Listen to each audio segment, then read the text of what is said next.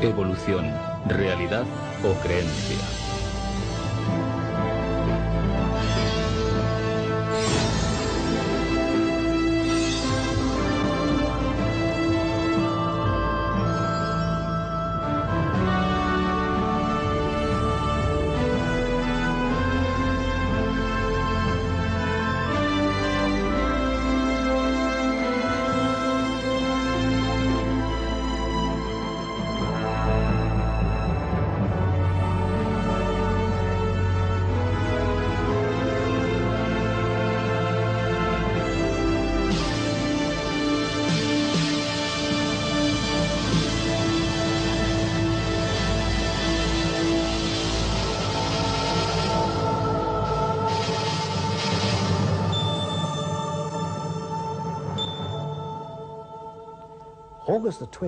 El 20 de agosto de 1975 era un día excepcional para muchos científicos.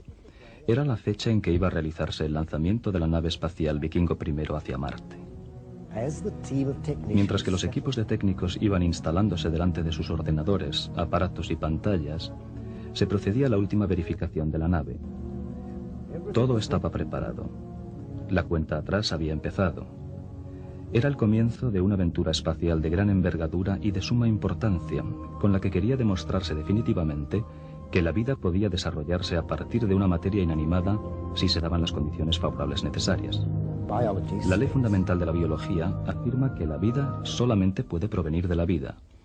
Sin embargo, cada cierto tiempo, algunos científicos aseguran que la vida podría surgir tal vez de la materia inanimada.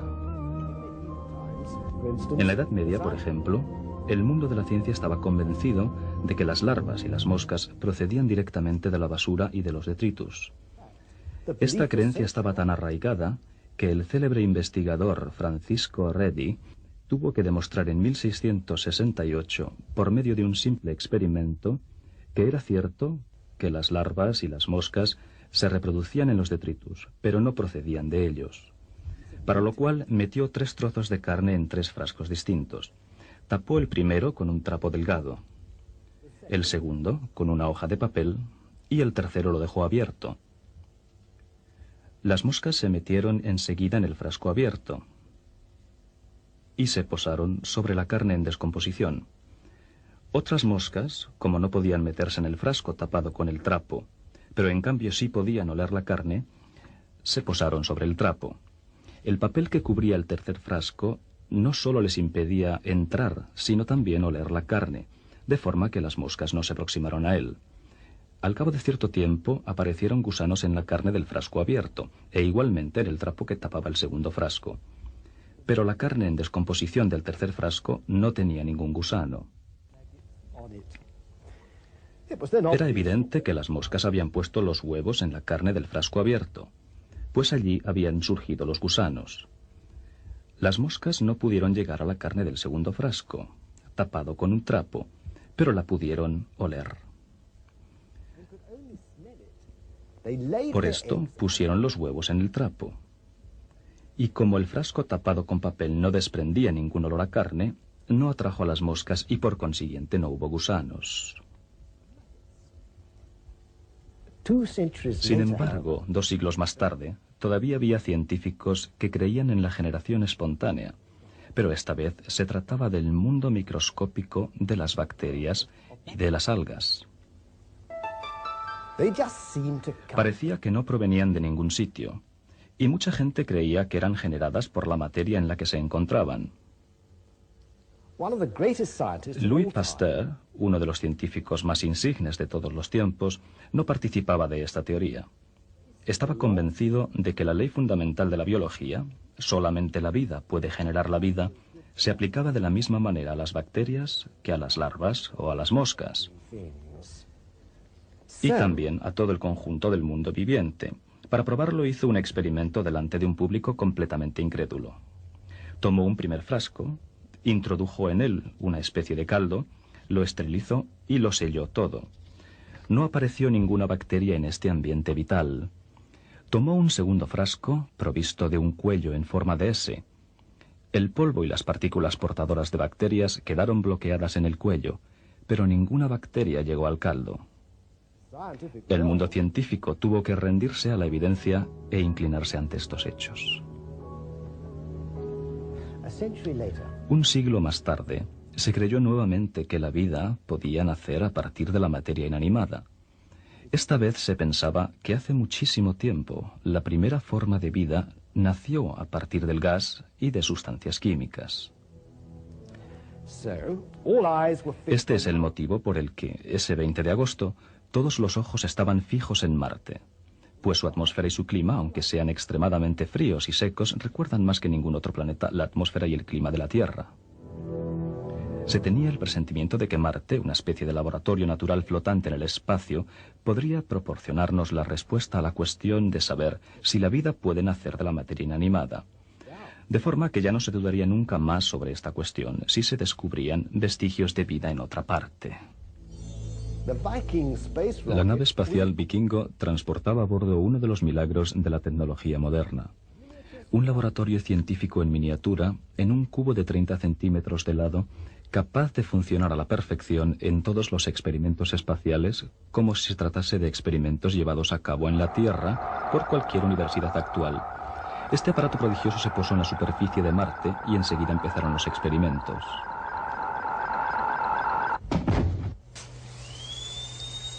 El artefacto podía coger fragmentos del suelo, analizarlos con instrumentos muy sofisticados y enviar los resultados a la Tierra. Los científicos estaban seguros de que, aunque la vida ya no existiera hoy en Marte, habría existido anteriormente. Podrían encontrarse sin duda en la superficie del planeta Marte marcas de agua, prueba de que había habido condiciones parecidas a las que se pensaba existieron originariamente en la Tierra. Los científicos estaban impacientes por estudiar los resultados que llegaban en grandes cantidades a la sala de control. Fue entonces cuando se produjo el shock moral inesperado. Algo más amargo que una decepción. Un disgusto análogo quizás al que recibieron los antiguos investigadores con el experimento de Pasteur.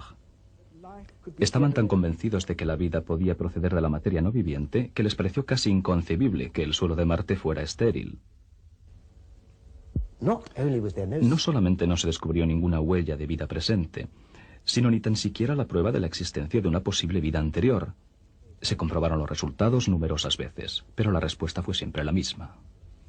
Para cerciorarse de que no se había olvidado nada, se organizó una segunda misión, y el lanzamiento al espacio del Vikingo II, el 9 de septiembre de 1975, dio nuevas esperanzas a ciertos científicos. Pero los resultados obtenidos tampoco se adecuaron esta vez a sus expectativas, pues ratificaron la afirmación de que no había podido existir en Marte ninguna forma de vida. Enseguida empezaron las preguntas insidiosas. Se habían gastado cantidades enormes de dinero y los defensores del evolucionismo eran cada vez más incapaces de proporcionar pruebas concretas de su teoría. La inversión no había producido ninguna ganancia. Parecía como si se hubiese utilizado el dinero del contribuyente para intentar justificar la creencia de ciertos investigadores en una teoría carente de verdadera base científica. Incluso se oyó decir que estos resultados favorecían el abandono total de la noción de generación espontánea y de evolución. El presente documental empieza en la situación en la que se paró el Vikingo I y el Vikingo II. Vamos a dirigir nuestras preguntas a científicos que han examinado concienzudamente algunos aspectos de la teoría de la evolución, para que nos ayuden a descubrir cuál es la situación actual.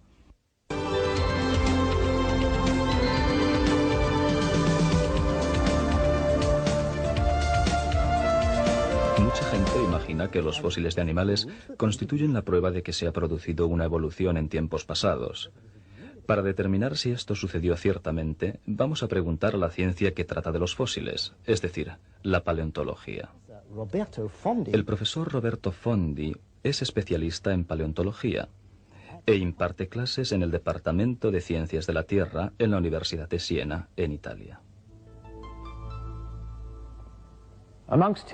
Entre sus numerosas actividades, hay una que le hace ser consejero científico en la reconstrucción de animales prehistóricos. Tal vez ustedes se extrañen de oír que la hipótesis fundamental en la que se apoyaba el pensamiento evolucionista no está confirmada por la paleontología. ¿De qué trata esta hipótesis? En primer lugar, que las células vivas puedan proceder por generación espontánea de materia no viviente. Esto significaría que, como consecuencia de un encadenamiento de reacciones químicas en el seno de un hipotético magma primitivo, habría aparecido una célula viva. A continuación, que estas células se habrían reunido en grupos de colonias después de un largo periodo de tiempo para formar estructuras celulares complejas. Se supone que estas estructuras se han transformado igualmente con el paso del tiempo en animales y finalmente en hombres. Según esta hipótesis, los antepasados de todas las criaturas vivas, incluido el hombre, descenderían de una sola célula. Se representa esta generación bajo la forma de un gigantesco árbol genealógico con innumerables ramas que salen del mismo tronco, cuyas raíces nacen de la materia inanimada. ¿Y la paleontología no confirma esta hipótesis? En absoluto. Todos los grupos biológicos, desde las bacterias y las algas hasta el hombre, aparecen de repente en el registro de los fósiles sin vínculo que les una. Entonces, ¿por qué tanta gente cree que los fósiles serían una prueba de la evolución? A los niños se les enseña y a los adultos se les presenta la evolución como un hecho probado y demostrado desde hace tanto tiempo que no vale la pena, o sería ridículo, discutir todavía sobre ella. En mis dos libros, Después de Darwin y La Revolución Organicista, doy los nombres de especialistas bien conocidos, tales como George Gaylor Simpson y Stephen Jay Gould, de la Universidad de Harvard, que creen ciertamente que la evolución es un hecho indudable. Existen igualmente otros científicos, conocidos también, que creen en la evolución, admitiendo no obstante que se carece de pruebas, como por ejemplo Émile Guillemot de la Universidad de Ginebra y G.A. Kirkuk de la Universidad de Southampton. ¿Dónde está la verdad entonces?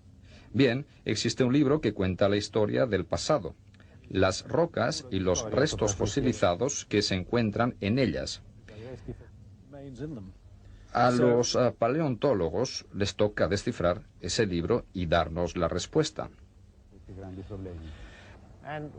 ¿Qué lee usted en ese libro, profesor? Está claro que después de 2 siglos de profundas investigaciones, no solamente es rara la prueba paleontológica en la que tendría que apoyarse la teoría de la evolución, sino que además inspira muy poca confianza. Porque finalmente, si la evolución hubiera tenido lugar, tendría que encontrarse pruebas abundantes y dignas de crédito.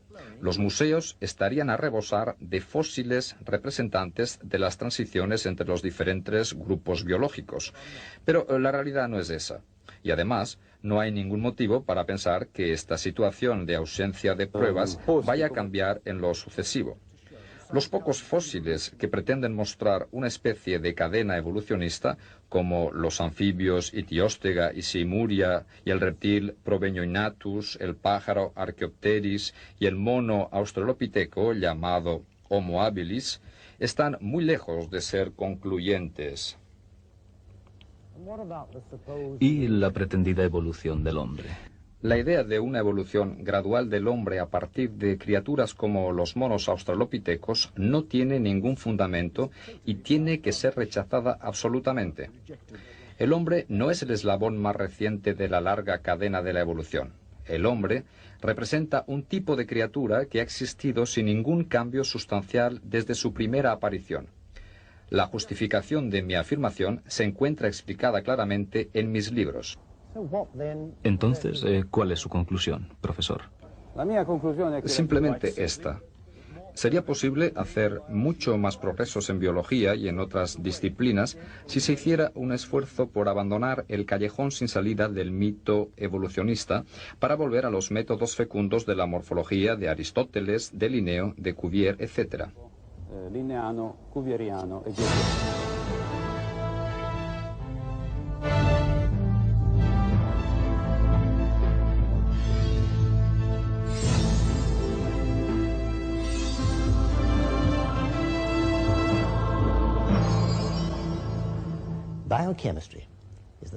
La bioquímica estudia la esencia misma de la vida y su estructura.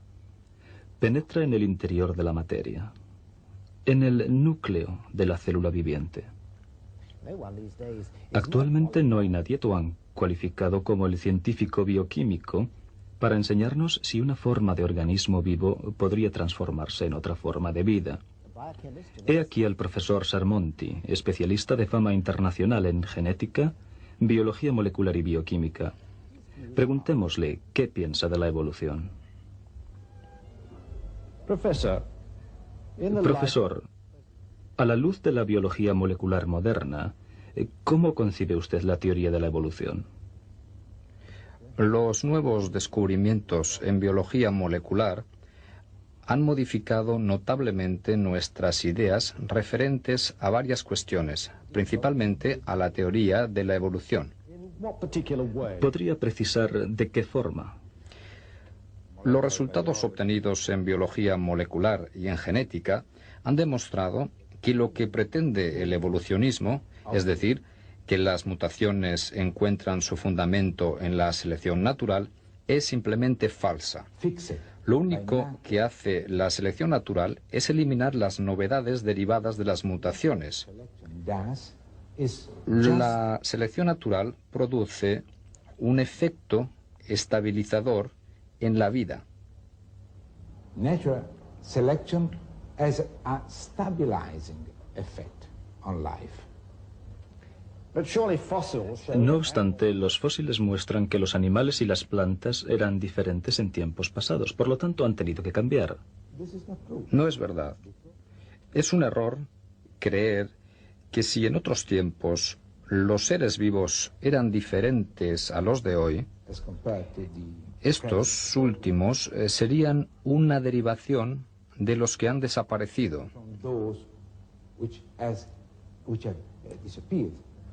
Los seres antiguos no han dado origen, desapareciendo, a seres nuevos.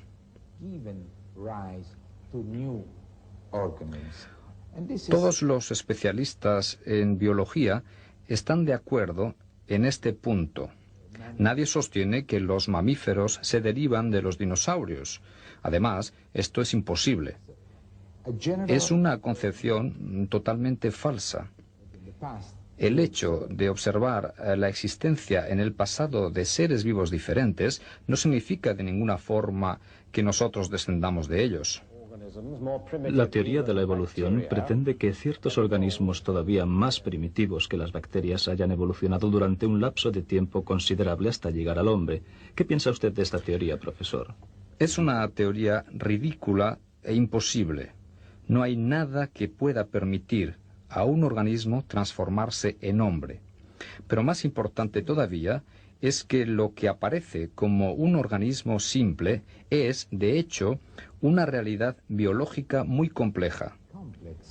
Incluso las bacterias poseen una estructura genética y bioquímica tan compleja que no pueden proceder de formas simples.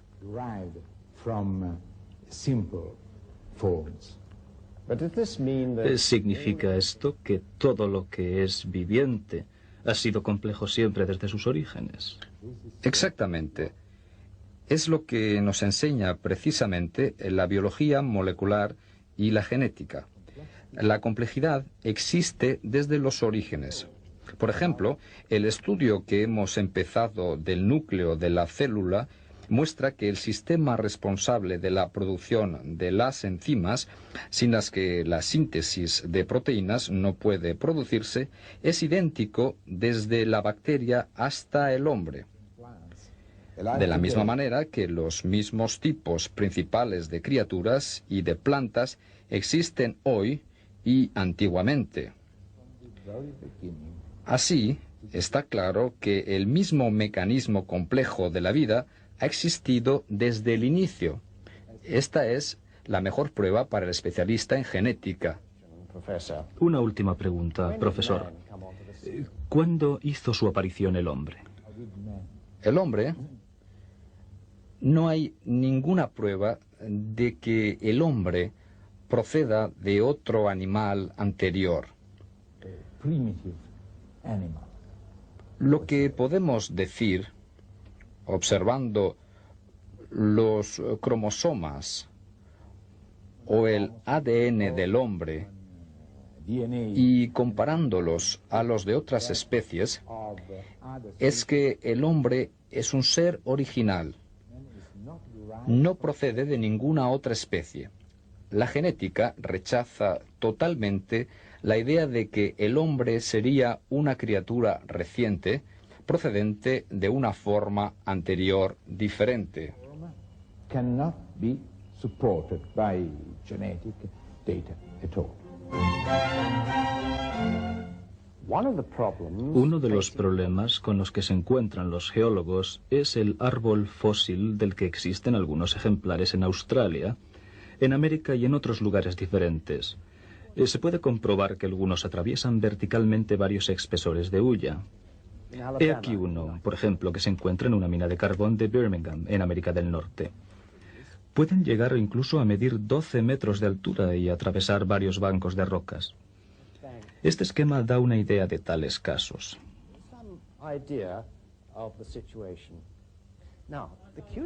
Lo verdaderamente curioso es que dicen que uno solo de estos bancos habría podido tardar millones de años en formarse. Si fuera cierta esta afirmación, habrían pasado millones de años antes de que el árbol estuviera enterrado. Pero esto no es posible, ya que el árbol se habría podrido y se habría descompuesto mucho antes de estar enterrado completamente. ¿Cómo explicar estos fósiles?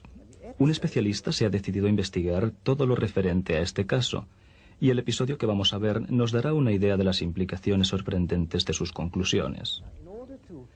Para poder seguir la explicación, hay que entender la diferencia entre una capa y un banco. Aquí estamos viendo bancos de color anaranjado, amarillo y azul. En cada banco se pueden ver varios estratos. No obstante, lo que no podemos ver son las capas de sedimentos. Y no pueden verse porque cuando llega cada capa de sedimentos, ésta se divide en bancos, como los que estamos viendo. Si pudiéramos ver las capas, se parecerían más o menos a esto. Al final del documental, llegaremos a entender por qué es esencial diferenciar los bancos de las capas. No solamente tendremos la solución al problema del árbol fósil, sino que esto nos explicará también por qué la teoría de la evolución carece de rigor científico.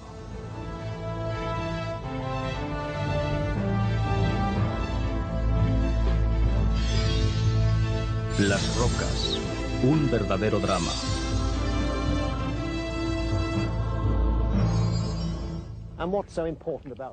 ¿Cuál es la verdadera importancia de estas rocas? No es un tipo cualquiera de rocas.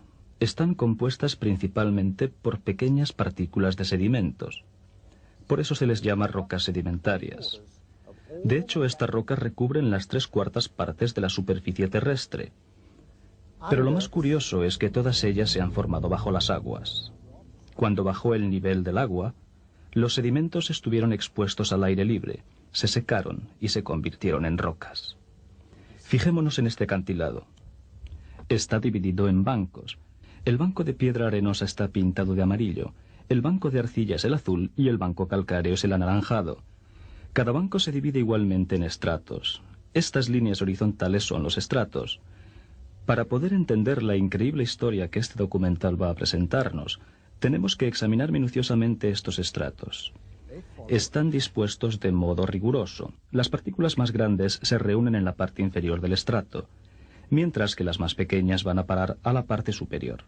Esta misma disposición se repite en todos los niveles de los bancos. A veces se produce una ruptura o una juntura entre un estrato inferior de un banco y el estrato inmediatamente superior. A este fenómeno se le ha dado en llamar juntura de estratificación. Desde hace ya algún tiempo se sospechaba que estas rocas guardaban un secreto. Dilucidarlo comportaría un cambio importante en nuestras ideas sobre uno de los temas científicos más candentes, los orígenes de la humanidad. El alemán Johannes Walter fue uno de los primeros especialistas en el estudio de las rocas sedimentarias. Durante su estancia en Italia al final del siglo pasado, examinó los sedimentos de la bahía de Nápoles. Perforando verticalmente en los sedimentos de esta bahía, descubrió que los bancos que reposaban unos sobre otros seguían el mismo orden que los que se encontraban unos al lado de otros horizontalmente.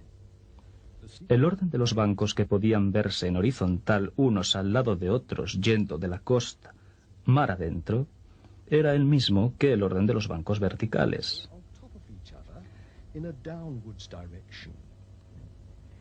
Entonces se dio cuenta de que era un error afirmar que el banco del fondo era obligatoriamente más viejo que el de arriba. Por lo tanto, estaba claro que todos los bancos, los de arriba, así como los del medio y los de abajo, estaban formándose todavía. Se formaban lateralmente, de manera que una parte del banco superior tenía la misma edad que una parte del banco inferior. Walter no tardó mucho en comprender cuál era la causa de esta formación lateral de los bancos. Las partículas de sedimentos que se vierten en los mares, conducidas por las corrientes de agua, las inundaciones o el viento, se separan entre ellas según su forma. Las más grandes, las que están de amarillo, se quedan cerca de la costa. Las que pesan menos, las pintadas de azul, son arrastradas un poco más lejos. Y las partículas más ligeras, las anaranjadas, son transportadas todavía a más distancia de la costa por el efecto combinado de las olas y de las corrientes. Podemos ver que las capas de sedimentos se colocan unos al lado de otras. Las partículas de sedimentos en las capas se separan o se juntan, de acuerdo a su forma más o menos grande. En los bancos de tipos variados de sedimentos, este podría ser un banco de cantos rodados, este otro de piedra arenosa, este de arcilla. De este modo, los bancos se forman lateralmente. Esta franja de banco, el más cercano a la costa, es más antiguo que esta porción del mismo banco más alejada de la costa. Esta parte del banco del fondo es de la misma época que esta parte del banco superior. Los otros especialistas en rocas sedimentarias reaccionaron afirmando que el descubrimiento de Johannes Walter explicaba únicamente la formación de las rocas costeras, pero según ellos los sedimentos de las profundidades marinas se habían colocado unos sobre otros. Por consiguiente, la capa superior era forzosamente más reciente que la inferior.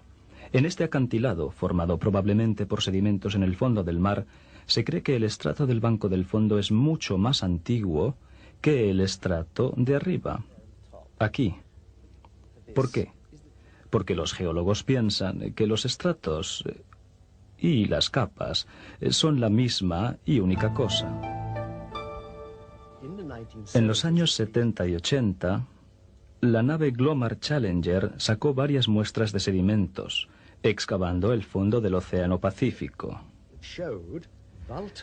A través de estas prospecciones se pudo averiguar que el descubrimiento de Walter podía aplicarse igualmente a los sedimentos procedentes del fondo del mar. Esto significa que virtualmente todas las rocas sedimentarias del mundo han tenido que formarse del mismo modo. ¿Qué quiere decir todo esto exactamente? La respuesta es simple. Tomemos como modelo el Gran Cañón del Colorado, en Estados Unidos. Es el más grande, el más ancho, el más profundo y el más largo de todos los cañones de la Tierra. De arriba a abajo de sus paredes se ven bancos de sedimentos, unos superpuestos a los otros. Se afirmaba que cada banco indicaba una época geológica. Pero hoy sabemos, gracias a Johannes Walter y a las prospecciones de la nave Glomar Challenger, que partes de cada banco pueden tener edades bien diferentes. Sin embargo, existen todavía los que presentan una fuerte resistencia a la aceptación de este descubrimiento. Dos acontecimientos recientes pueden erradicar todas estas dudas.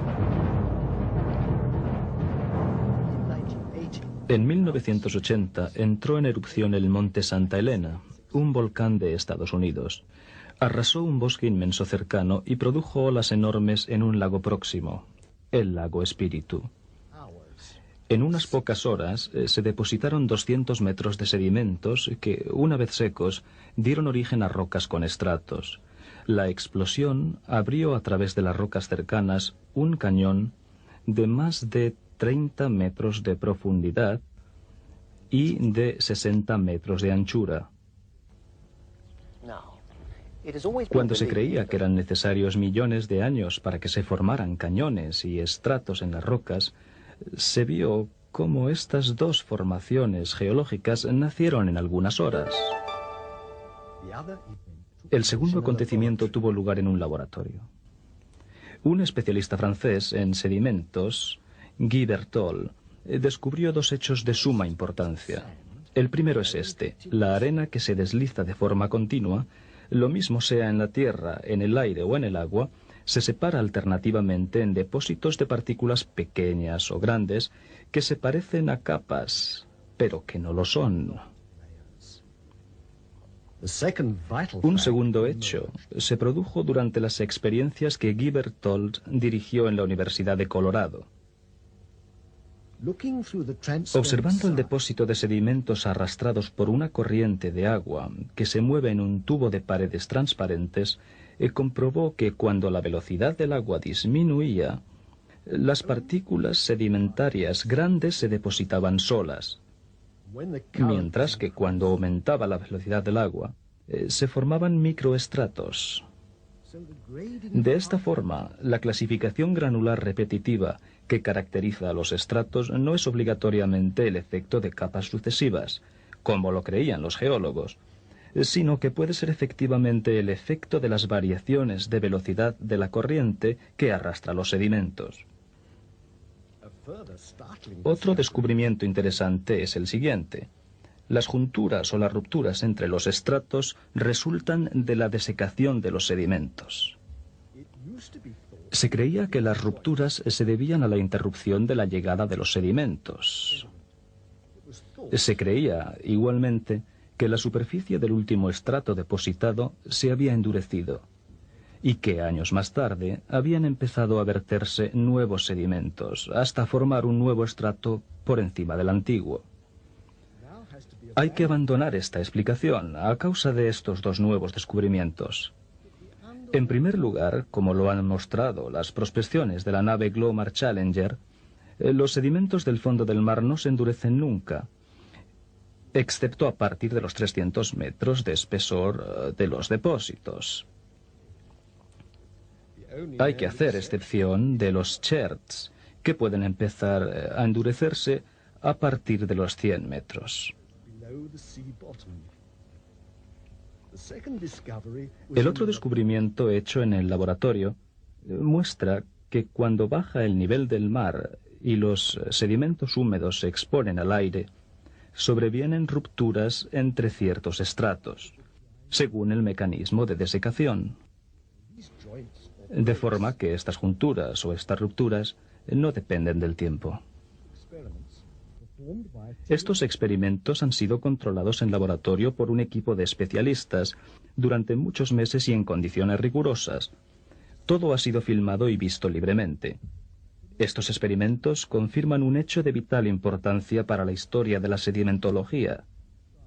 Los estratos no dan ninguna indicación de antigüedad.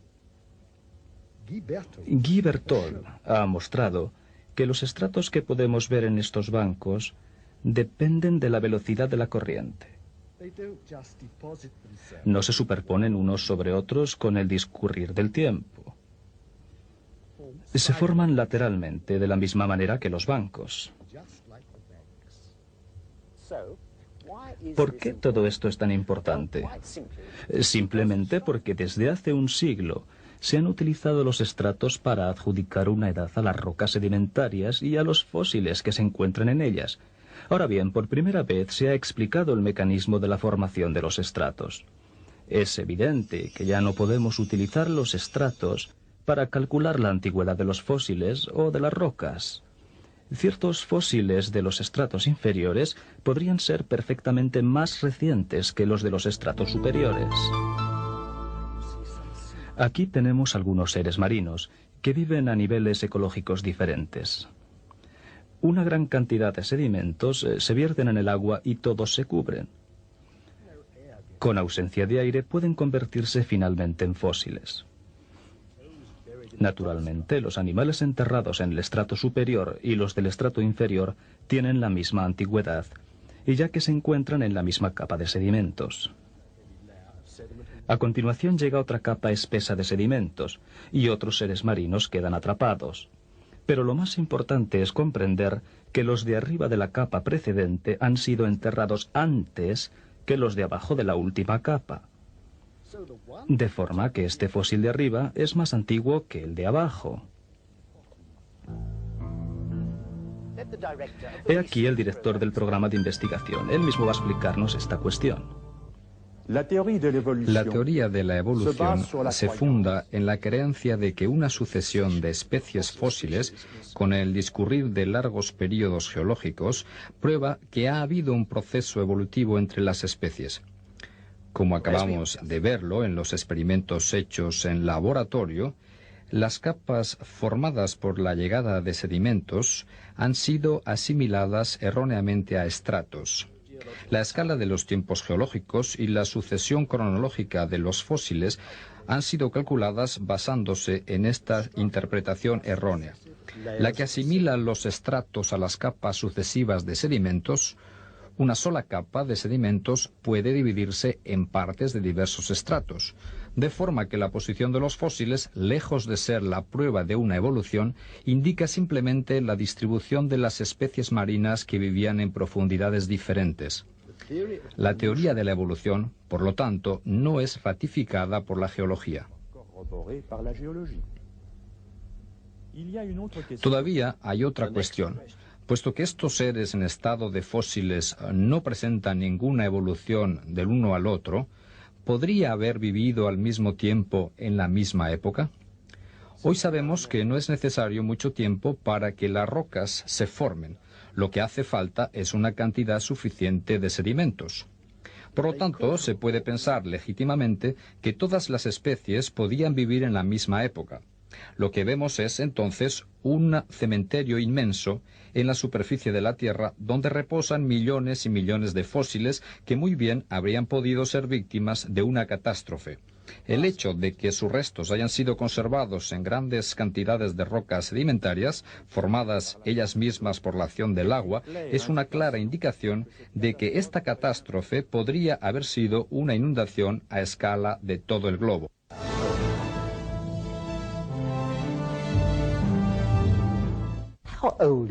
¿Cuál es la edad de la Tierra? ¿Millones de años o solamente algunos miles de años? ¿Y qué nos dice la cronología radiométrica sobre la edad de las rocas? La ciencia de la química física puede aclararnos estas preguntas. El profesor Boudreau, profesor de química inorgánica y de física en la Universidad de Nueva Orleans, en Luisiana, ha profundizado este tema y puede resolver algunas dudas. Profesor Boudreau, en este documental nos hemos enterado de que los estratos y los fósiles de las rocas sedimentarias no proporcionan ninguna indicación sobre la edad de estas rocas. ¿Existen otros fenómenos tales como la cronología del carbono 14 que puedan precisar la edad de los fósiles y de las rocas? En primer lugar, hay que tener las ideas claras en cuanto al carbono 14, que es una forma radiactiva inestable del elemento carbono que se encuentra en toda materia viva. Un organismo vivo absorbe y expulsa carbono durante su vida, y una pequeña parte es carbono 14. Cuando este organismo muere, el carbono 14 presente permanece tal y como es en el momento de la muerte. Esta cantidad se puede detectar radioactivamente. Un pedazo de madera, por ejemplo, o un hueso contiene una cantidad pequeña de carbono 14. La cantidad de carbono 14 disminuye desde la muerte del árbol o del animal al que pertenecía la madera o el hueso. Son necesarios miles de años para que la mitad de la cantidad presente en el momento de la muerte de un ser vivo se desintegre en su isótopo estable. Por lo tanto, midiendo la cantidad desintegrada, se obtiene una indicación sobre la época en la que vivía este organismo. Como las rocas no han tenido nunca vida, no contienen carbono 14. Los fósiles tampoco admiten esta adjudicación de una fecha por el método carbono 14, pues su materia viva original se ha convertido en piedra. Esto significa que no se puede determinar una edad precisa para los fósiles sirviéndose de radioisótopos. No se puede fiar completamente del carbono 14. Como ya se sabe, casi todos los fósiles se encuentran en las rocas sedimentarias. Este tipo de roca contiene raramente elementos radioactivos, de forma que hay que determinar su edad según los estratos en los que se encuentran. Ahora bien, es sabido que experimentos muy recientes han demostrado que los estratos de las rocas no dan ninguna indicación sobre la edad. Otro tipo de rocas, como las cristalinas, que no contienen fósiles, y la lava, contienen a veces elementos radioactivos, y entonces se utilizan estos isótopos para determinar su edad. ¿Puede explicarnos simplemente cómo se determina la edad de una roca que posee un isótopo radioactivo? Sí. Tomemos un elemento radioactivo como el uranio.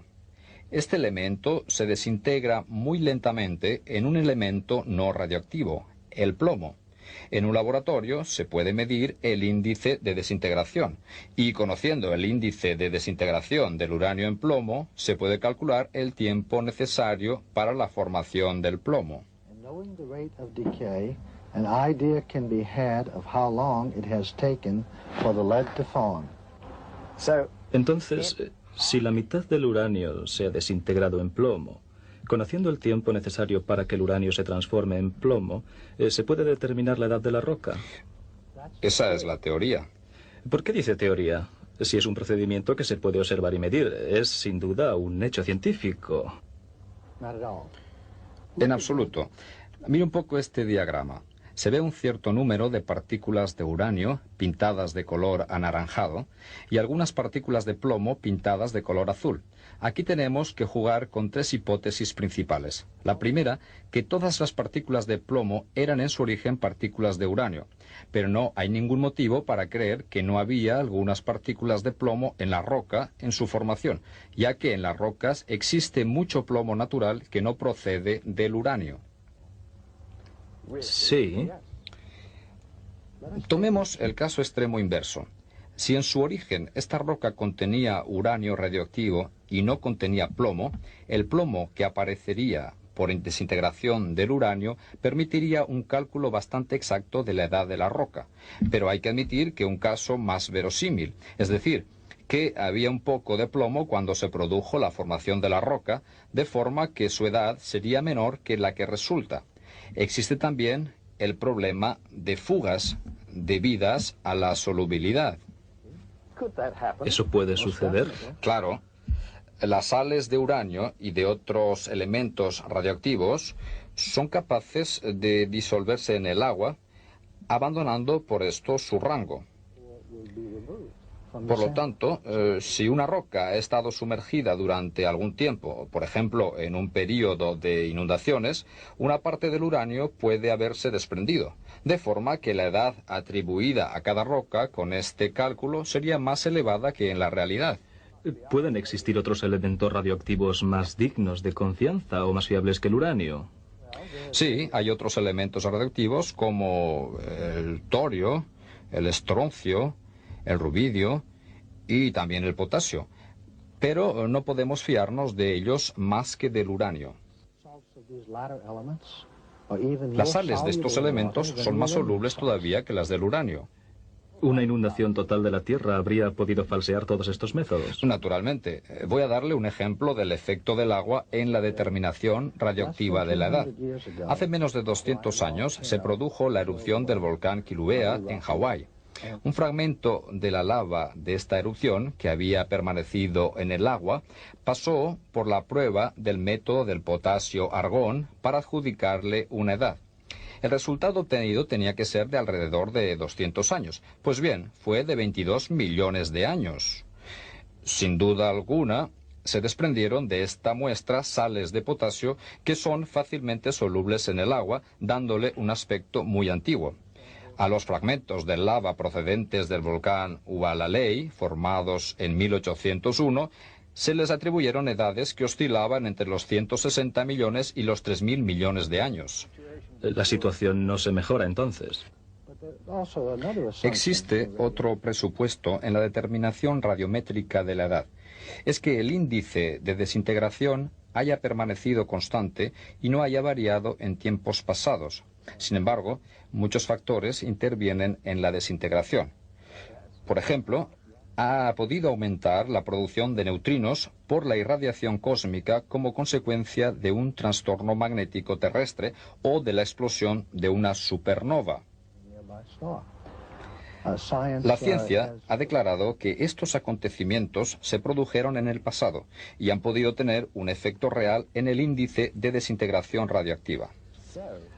Si uno no puede fiarse de la determinación radiactiva de la edad, ¿de qué otros medios disponemos entonces? Hay numerosos síntomas que indican que la Tierra no es tan antigua como se piensa.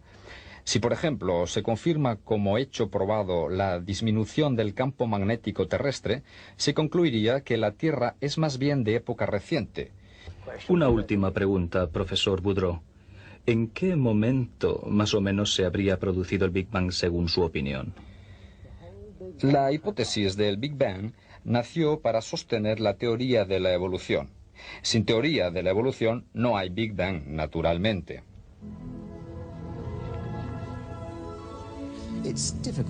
No obstante, es difícil creer que todos los biólogos, sociólogos y tantos hombres de ciencia puedan sostener una teoría errónea, sobre todo imaginando que se han formado en las mejores universidades. Tal vez pueda ayudarnos en nuestra investigación el profesor Maciej Gierich de la Academia de Ciencias de Polonia, perteneciente al Instituto de Dendrología y profesor de Genética de las Poblaciones en la Universidad de Torun. El verdadero científico saca sus conclusiones de la observación y de los datos empíricos. Los eruditos, al estudiar la genética, la citología, la anatomía y otras ramas de las ciencias experimentales, son dignos de confianza, piensen lo que piensen de la evolución. Es el modo de trabajar de la ciencia, pero tenemos que mostrarnos desconfiados cuando alguien se proclama especialista en evolución. ¿Por qué dice usted eso? Porque la evolución no es una ciencia, sino una filosofía. Los científicos normalmente confían unos en otros.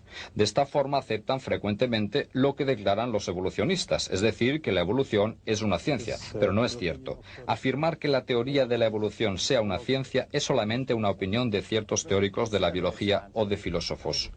¿Existe alguna prueba científica que corrobore la teoría de la evolución? Lo que pretende ser una prueba de la evolución es el hecho indudable de que todo organismo tiene antepasados, por lo menos un antepasado. Cuando se aplica esta verdad a la época en la que no existían ni hormigas, ni ranas, ni hombres, se llega al postulado no científico de que la primera hormiga procedería de una no hormiga, la primera rana de una no rana, y el primer hombre de un no hombre, y así sucesivamente. ¿Por qué dice usted que esto no es científico? Porque los datos que poseemos no lo aprueban. La ciencia genética establece claramente que este tipo de cambio no es posible. Los evolucionistas son todavía más tajantes. Afirman que hay seres vivos que proceden de materia no viviente. Pero aunque no existe ninguna observación donde apoyarse lo que declaran los evolucionistas, ¿cómo pueden estos convencer a tantos científicos de que la evolución sería un hecho científico? Su argumento principal es que en las células de la reproducción pueden producirse mutaciones positivas o benéficas que se conservan a continuación por selección natural.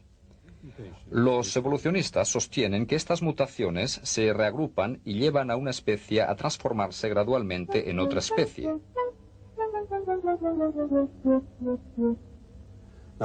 No, yo soy especialista en genética y puedo confirmar que a lo largo de todas las investigaciones de todos los laboratorios del mundo, en donde se han producido generaciones y generaciones de organismos vivientes, jamás se ha podido observar en ninguna ocasión ninguna mutación positiva. Y en el sector más estudiado de todos, es decir, en lo referente a la población humana, todas las mutaciones conocidas son o neutras o negativas. Nunca han desembocado en una mejora. Además, la naturaleza está programada para impedir la alteración de los genes y para corregir los errores que podrían producirse en ellas. Pero si las mutaciones no son la base de los cambios, ¿cuál es la causa de las diferentes variedades de animales y de los diferentes tipos de hombres? Las variedades se derivan de las combinaciones, de la mezcla de los genes durante la reproducción sexual. Los organismos, adaptados a condiciones precisas, se concentran en un ambiente que ofrece esas condiciones. Cruzándose entre ellos, formarán un grupo que dará lugar a una variedad. Además, si accidentalmente un grupo se queda aislado, aparecen en él rasgos particulares que se le dan un aspecto diferente.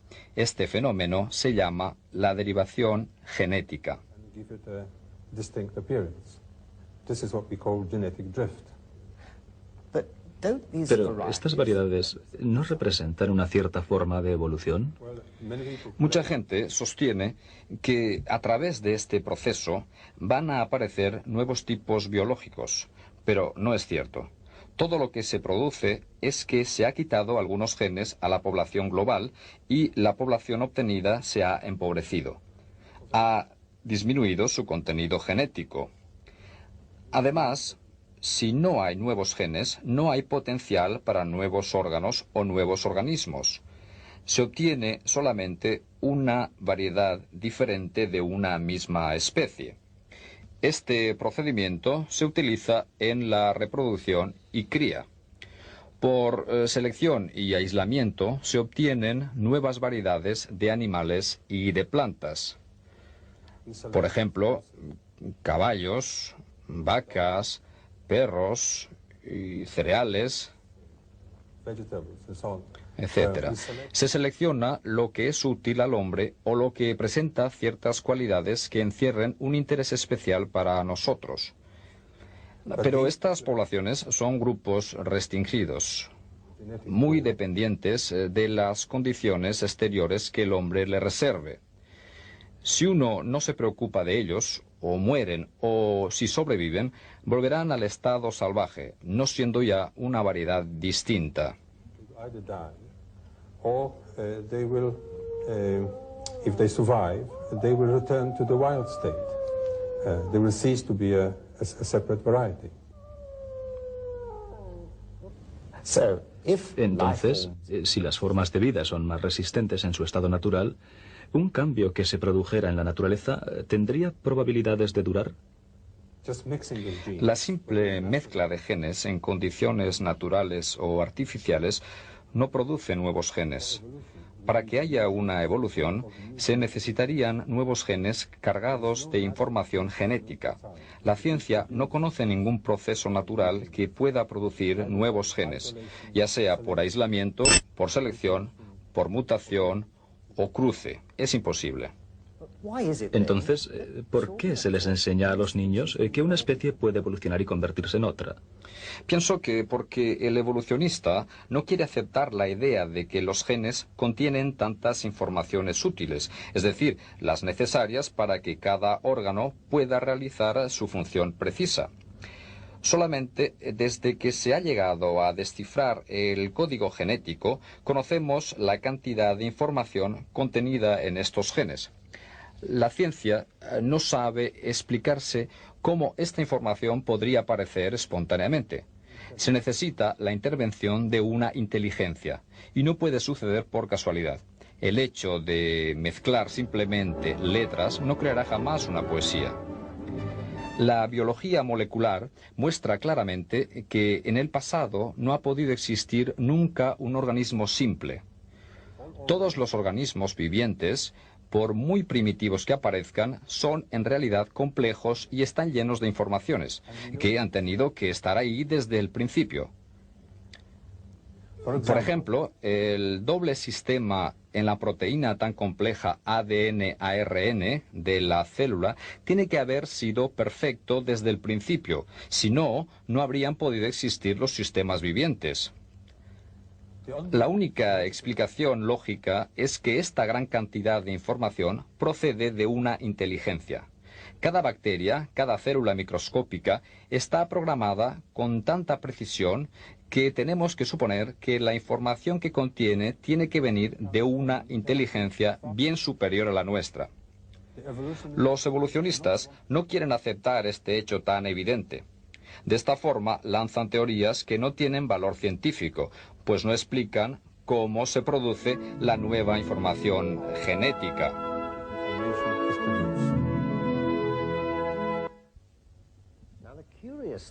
Es interesante comprobar que los libros de texto y los de historia natural en particular siguen afirmando que los científicos aceptan la evolución como un hecho establecido.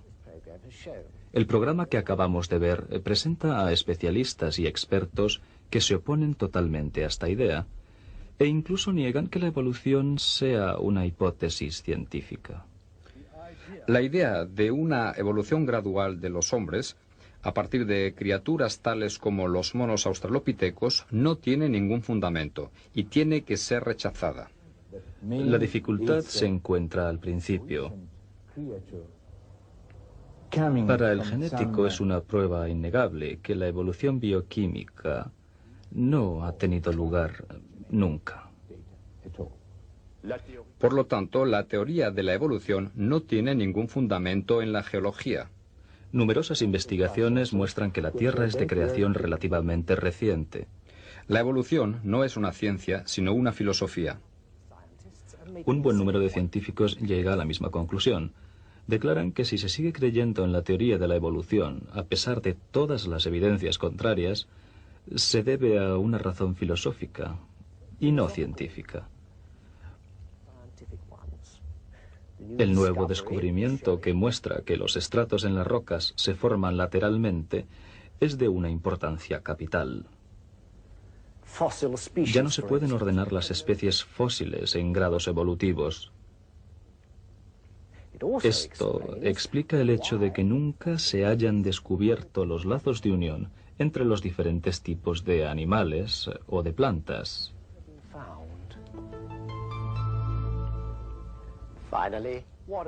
¿Y los hombres de las cavernas? ¿No serían acaso la prueba de que los hombres primitivos han evolucionado para convertirse en hombres civilizados?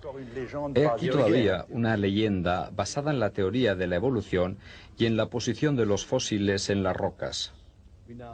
Actualmente sabemos que no se puede determinar la edad de la Tierra a partir de rocas sedimentarias, la mayor parte de las cuales podrían haberse formado por una única catástrofe acuática. Los restos fosilizados de estos hombres procederían entonces de grupos de gente que vivían antes de esta inundación, separados del resto de la civilización. Actualmente se descubren también grupos reducidos de hombres que viven completamente aparte, de forma rudimentaria y muy parecidos a los hombres primitivos. Además, si la mayor parte de las rocas sedimentarias se han formado por el mismo cataclismo, no hay ninguna razón para medir la vida terrestre en millones de años, más bien que en miles de años. Las personalidades que hemos presentado en este documental son solamente algunos de los miles de científicos que han llegado a la misma conclusión. La teoría de la evolución no es más que un cuento de hadas para adultos.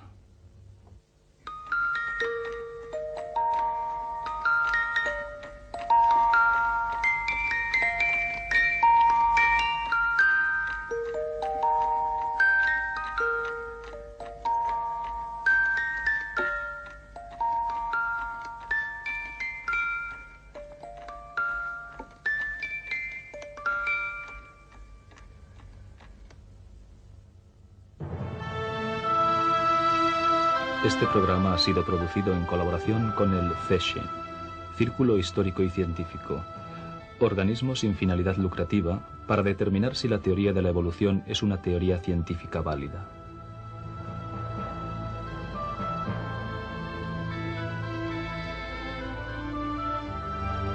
Se puede concluir que la teoría de la evolución no se apoya en la ciencia.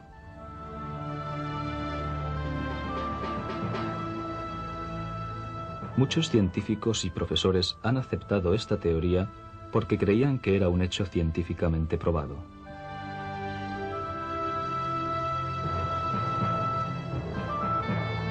Los especialistas que la han estudiado han descubierto que la teoría de la evolución es una creencia, no una ciencia.